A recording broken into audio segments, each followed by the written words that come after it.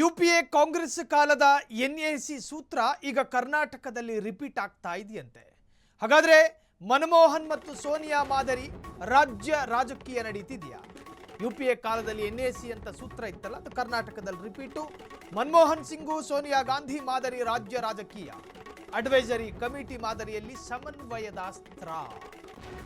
DK ಮೇಲೆಯೇ ಸವಾರಿ ಮಾಡೋದಕ್ಕೆ ಸೂಪರ್ ಕಮಿಟಿ ಪ್ಲಾನು. ಕಲಬುರಗಿಯಲ್ಲಿ ಡಿಕೆ, ಬೆಂಗಳೂರಿನಲ್ಲಿ ಹರಿಪ್ರಸಾದ್ ಸಭೆ. ಕಲಬುರಗಿಯಲ್ಲಿ ಸಿಎಂ ಸಭೆ ಬೆನ್ನಲ್ಲೇ ಮಹತ್ವದ ಡೆವಲಪ್ಮೆಂಟ್ಗಳಾಗಿದೆ. ಇತ್ತ ಸಮನ್ವಯ ಸಮಿತಿ ಸಭೆ ನಡೆಸಿರುವ BK Hariprasad, state Congress president. ಅರಮನೆ ಮೈದಾನದಲ್ಲಿ ಮೊನ್ನೆ ಸಭೆ ನಡೆಸಿದ್ದ ಹರಿಪ್ರಸಾದ್. ಕೆಪಿಸಿಸಿ ಅಧ್ಯಕ್ಷ ಬಿಕೆ ಹರಿಪ್ರಸಾದ್ ಸಭೆಯತ್ತ ಎಲ್ಲರ ಕುತೂಹಲ ನೆಟ್ಟಿದೆ. ಮನಮೋಹನ್ ಸಿಂಗ್ ಪ್ರಧಾನಿಯಾಗಿದ್ದಾಗ ಅಡ್ವೈಸರಿ ಕಮಿಟಿ ಅಂತಿತ್ತು. ಸೋನಿಯಾ ನೇತೃತ್ವದಲ್ಲಿ ಆ ಕಮಿಟಿಯನ್ನು ರಚನೆ ಮಾಡಲಾಯಿತು. ಸೊ ಈಗ ಮತ್ತದೇ ತರಹದೊಂದು ಸೂತ್ರ ರಾಜ್ಯದಲ್ಲಿ ಸಂಚಲನ ಮೂಡಿಸುತ್ತಾ ಅನ್ನುವಂತಹದ್ದೇ ಅತ್ಯಂತ ಕೌತುಕ. ಮನಮೋಹನ್ ಸೋನಿಯಾ ಮಾದರಿಯ ರಾಜ್ಯ ರಾಜಕೀಯ, ಸ್ಟೇಟ್ ಪಾಲಿಟಿಕ್ಸು, ಅಡ್ವೈಸರಿ ಕಮಿಟಿ ಮಾದರಿಯಲ್ಲಿ ಸಮನ್ವಯದ ಅಸ್ತ್ರ. ಸೊ ಒಂದು ಕಡೆ ಇವತ್ತು ಬೆಳಗಾವಿ ಭೇಟಿಯಲ್ಲಿದ್ದಾರೆ ಡಿ ಕೆ ಶಿವಕುಮಾರ್, ನಮ್ಮ ರಾಜ್ಯದ ಮುಖ್ಯಮಂತ್ರಿಗಳು. ಇನ್ನು ಕೆಪಿಸಿಸಿ ಅಧ್ಯಕ್ಷರಾಗಿರುವಂತಹ ಕರ್ನಾಟಕ ಕಾಂಗ್ರೆಸ್ ಸ್ಟೇಟ್ ಪ್ರೆಸಿಡೆಂಟ್ ಆಗಿರೋ ಬಿಕೆ ಹರಿಪ್ರಸಾದ್ ಅವರೊಂದು ಸಮನ್ವಯ ಸಭೆಯನ್ನು ಬೆಂಗಳೂರಿನಲ್ಲಿ ಕರೆದಿದ್ದಾರೆ. ಸೊ ಇವೆಲ್ಲವನ್ನ ಗಮನಿಸ್ತಾ ಇದ್ರೆ ಸಿಎಂ ಡಿಕೆ ನಿರ್ಧಾರಗಳಿಗೆ ಪಕ್ಷದಲ್ಲಿ ಬೀಳಲಿದೆಯಾ ಬಿಗ್ ಬ್ರೇಕ್?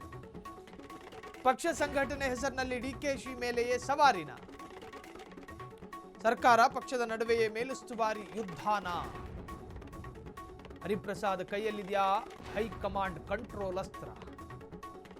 ಇದೇ ವಿಚಾರ ಮುಂದಿಟ್ಟು ಡಿಕೆಶಿ ಮೇಲೆಯೂ ಸವಾರಿನ?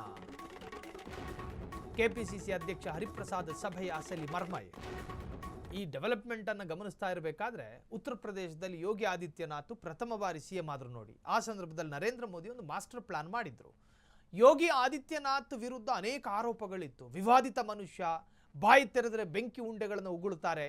ಹಾಗಾಗಿ ಒಬ್ಬ ಸಿಎಂಗೆ ಇರುವಂತಹ ಪರಮಾಧಿಕಾರವನ್ನು ಯೋಗಿ ಆದಿತ್ಯನಾಥ್ಗೆ ನರೇಂದ್ರ ಮೋದಿ ಕೊಟ್ಟಿರಲಿಲ್ಲ.